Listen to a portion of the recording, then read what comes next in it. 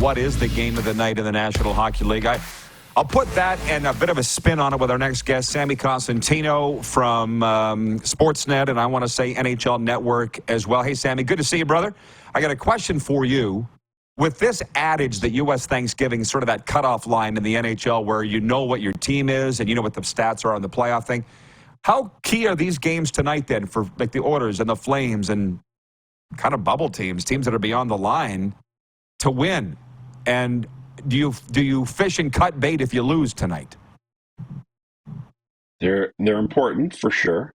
I don't think you can fish and cut bait. So the way I look at it, Roddy, it's funny. I was just talking to our producer about our show tonight, talking a little bit about that. And so history is one thing, but when you are living in the moment, you don't really consider history. You're living in the moment. You're living for that day. And in the cases of the Oilers and the Flames, you're living for that shift and for that period and so on and so forth. So, yes, it's going to be a daunting task for those teams to make the playoffs, more so Edmonton, obviously, Calgary. But at the end of the day, you have to kind of put the history aside and you have to just go and attack the day. Now, there is going to come a point for both clubs where they're going to be able to make a much more educated opinion on what the immediate future looks like, but I don't think that happens until after, until about the middle of January. And at that point, you can assess, hey, we're this far out. Now the history that we talked about at the American Thanksgiving is a little bit different than the history when you're 2.5 months away from the end of the season. And then you can start to make decisions on personnel and start thinking about the trade deadline. So it's important for sure, but it's not the be all and end all. And Roddy, it's been a while. I thought I'd wear this too because it's cold up here and you're sitting in the sun. And I know you're a big CFL guy. And so I thought I'd wear my Argos stuff for you. Right. So I'm thinking about you, brother. Hey, I appreciate that, man. Argos. They took that one really hard, the East final loss there. But you know what? You and I are both huge junior hockey guys. And I'm not quite done on this fish and cut bait thing because John Paddock kind of started a trend, I felt, in Major Junior with the Pats. He was making his big trades like started December. Trade deadline wasn't until January 10th, and I'm kind of starting to see that in the NHL. The teams will make their moves. They won't wait till trade deadline day. Ask TSN, or even you guys, where there's not as many trades as you'd like, although I think last year it went pretty crazy. But don't you sense they're making moves earlier than they ever have, making the decision what they need, whether they're a buyer or a seller, earlier than they ever have? Fair? Yeah, and I think some of these stats have play a part in it when you talk about the historical nature of what it means on November 1st is Elliot Friedman, whom I work with, has a stat that talks about November 1st, and of course the American Thanksgiving. So by the same token, it is a little bit different in junior hockey because you either want to integrate players before they take off to World Juniors, and you want to make sure you have them in their lineup before they get hurt. And then obviously it flips around after World Juniors. But let's get back to the NHL stuff and teams making some trades early. For sure, that happens. You want to try and integrate that player and exact the most out of that player as you possibly can by getting him integrated into your systems, getting the family comfortable with the move and so on and so forth. But it's inevitable that, even those slow trade deadline days that you're sitting there working and twiddling your thumbs, stuff is still going to happen because there's much more definition of where teams are and what their immediate future looks like. So it is kind of a mix of both. I think teams that feel really confidently about their ability to be a contender, the Bostons, Vegas, those groups are definitely in a position where they can move earlier because they know the tweaks that they need to feel their group getting over the top. But then you have teams like, is Anaheim for real? Is that a team that wants to go out and make early moves, or do they kind of just stay the course where they are with their development, a lot of D coming, and enjoy their plight and where they are right now? Is it real for Philadelphia, who we've seen suffer so much the last couple of years?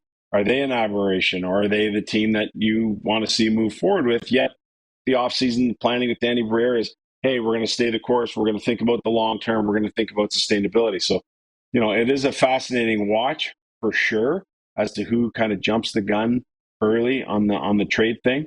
And I'll be keeping an eye on it for sure. But I do think in the back of the mind, these dates do play some into that. Oh, yeah. Well, I love the press box convos. There are a few things I love more than press box convos. And a guy said to me here in Sunrise a couple weeks ago, he's like, you want to play the bad team. You don't want to play the bad teams early because they don't know they're bad yet. Maybe Anaheim's playing above their head. Maybe Philly's playing above their head. Do you know what I mean? He's like, now we're going to see what the games are for real. And I'm like, I will never forget that. I love it. But Sam, my guy Connor Bedard, the holy child, is not letting us down. We all knew who was going to be the number 1 overall pick. He's been great. I don't have any idea who will be this year's number 1 pick. How much you tracking that in the prospects? That's your jam. Yeah.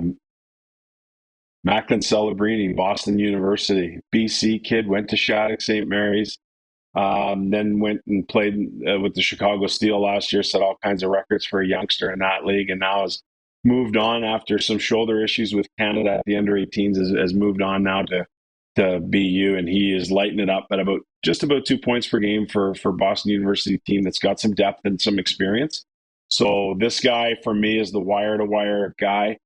Not the same dynamic element to his game like you might have seen with a McDavid, a McKinnon, a Bedard, but really an all-around solid player. He just does everything really well. Like, you can't pick apart any pieces to his game. He wins draws. He's responsible. He's versatile. He chases pucks down. He knows where to go on the ice. He can score. He's a dual threat because he's got excellent vision and awareness and the ability to pace the game. So he's going to be my guy, Roddy, that goes wire to wire.